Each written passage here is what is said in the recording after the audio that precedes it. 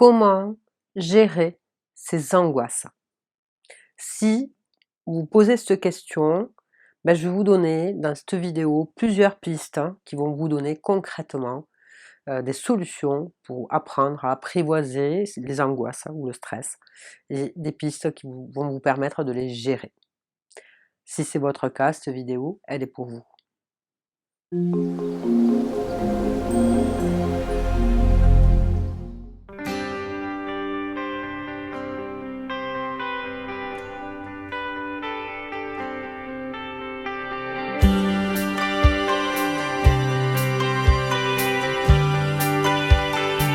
Bonjour à tous, je me présente, je m'appelle Delphine Schmitt, je suis coach en développement personnel et sophrologue.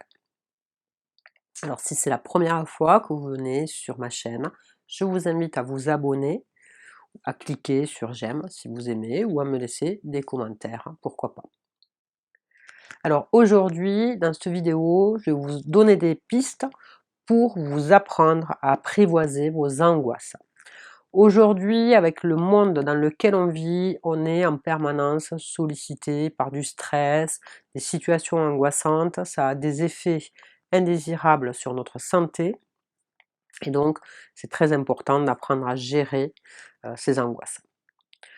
Comment ça se passe dans la tête? Finalement, toute cette analyse, elle passe par la tête et le mental, qui est un penseur compulsif finalement, il va alimenter, nourrir vos angoisses.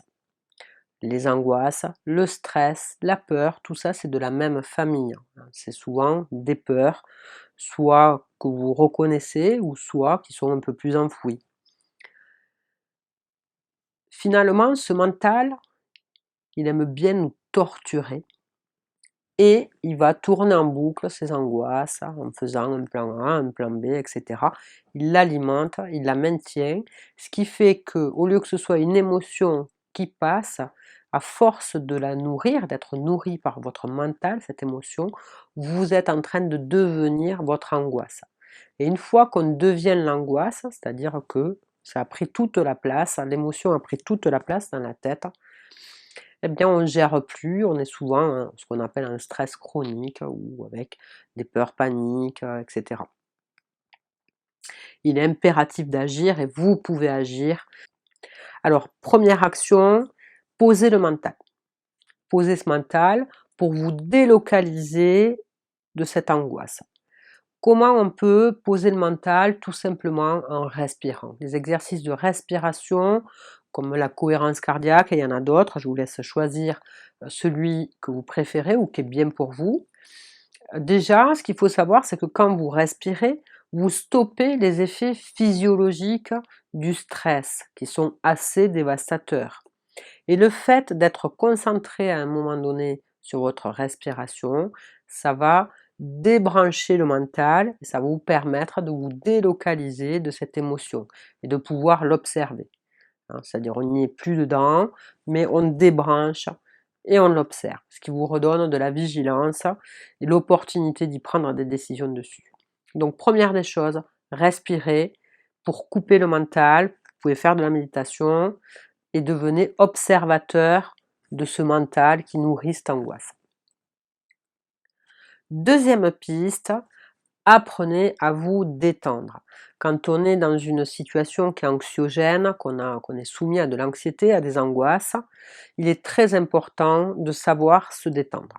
Alors je ne vais pas vous donner une méthode pour vous détendre, puisque chaque personne a sa propre façon de se détendre. Vous avez des gens qui vont préférer taper dans des punching balls, et vous en avez qui préféreront faire une balade dans la forêt, il y en a, ils vont préférer un massage.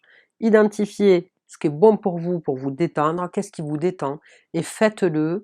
Vous mettez des rendez-vous dans l'agenda, vous le faites plusieurs fois par semaine. Plus vous vous détendez, moins cette angoisse va prendre de l'importance et moins de place dans votre vie. Troisième piste, une fois que vous serez détendu et que vous aurez appris à déconnecter ce mental qui nourrit ces angoisses, ça vous permet d'avoir une distance pour les observer. Posez-vous la question, de quoi avez-vous peur au fond? Des angoisses, il peut y en avoir de plein de familles, hein. On peut avoir peur de dire non, c'est pour ça que je ne peux pas parler en public. On peut avoir peur d'une échéance à payer, on peut avoir peur de tout un tas de choses. Et derrière, concrètement, c'est quoi la peur que vous avez? La peur de ne pas vous en sortir? Est-ce que c'est la peur d'être rejeté par les autres? Est-ce que c'est la peur de ne pas être aimé, d'être jugé, d'être critiqué? Concrètement, listez, regardez vos angoisses en face et apprenez à les observer, à les lister. Si vous êtes poursuivi par un loup, si vous ne retournez pas au bout d'un moment pour l'observer de face, ben, il va vous poursuivre tout le temps. Donc au bout d'un moment, c'est bien de stopper et de regarder son angoisse en face. Alors bien sûr, il y a des angoisses qui sont traumatiques, d'ordre traumatique. Si vous êtes rescapé d'un accident de train, peut-être que ça peut être très compliqué et très anxiogène pour vous de prendre le train à nouveau. Ces angoisses-là, elles passent et elles se transforment en phobie. Quand vous en êtes là, si vous en êtes là, je vous invite à vous faire aider. Vous avez des techniques qui sont très bien, qui marchent très bien. Le MDR marche très bien. La sophro aussi marche très très bien sur les phobies. L'hypnose aussi, et j'en passe. Voilà, c'est très important, j'insiste, si vraiment vous êtes sur une angoisse traumatique, une phobie, vous faites-vous aider, ça vaut le coup, il y a de très bons résultats avec ces techniques-là. Quatrième piste, accepter. Si vous avez peur d'être jugé, sachez qu'on est jugé en permanence. On est jugé pour ce que l'on fait, mais vous êtes aussi jugé des fois pour ce que vous ne faites pas. Donc acceptez d'être jugé, acceptez d'être rejeté, c'est important. Accepter, voilà. Une fois que vous avez observé vos angoisses, vous avez listé, il y a des choses que vous pouvez changer. Je vous invite à le faire. Réfléchissez à une solution pour diminuer cette situation qui est anxiogène ou trouver une solution. Si vous ne pouvez pas, ben, il faut la fuir, hein. S'il y a des gens qui sont toxiques et qui sont anxiogènes pour vous parce qu'ils sont toxiques, vous ne les changerez pas. Donc ça ne sert à rien de fréquenter des gens s'ils vous font du mal. Et puis ben, ce que vous ne pouvez pas gérer ou fuir, il faut lâcher prise. D'accord? Accepter, ça va vous permettre d'évoluer sur vous-même. Cinquième piste, passer à l'action. Si j'ai une angoisse de passer en public, de parler devant du monde, ben, entraînez-vous progressivement. Alors il ne faut pas se mettre à des gros paliers, hein, c'est des petits challenges. On réussit, moi j'aime bien dire que l'évolution c'est un escalier, il faut monter petite marche par petite marche. Si vous voulez monter 4 marches d'un coup, ben, vous avez de fortes chances de tomber. Par exemple, je vous prends un exemple, si vous avez peur du regard des autres et que vous n'arrivez pas à dire non, et que c'est anxiogène pour vous, ben, posez des petits noms, des tout petits noms, que vous arriverez tout à fait à poser dans votre vie. Ça peut être avec la boulangère, dans la boulangerie, ou voilà, sur des situations anodines, poser des actions comme ça vous permettra de mettre en mouvement le changement. Surtout, quand vous réussissez des petits challenges, c'est important de vous gratifier. Pensez à vous gratifier comme ça sur toutes les actions, tout ce que vous arrivez à dépasser. Je suis arrivée à me détendre aujourd'hui, ben ça c'est très bien, je me félicite.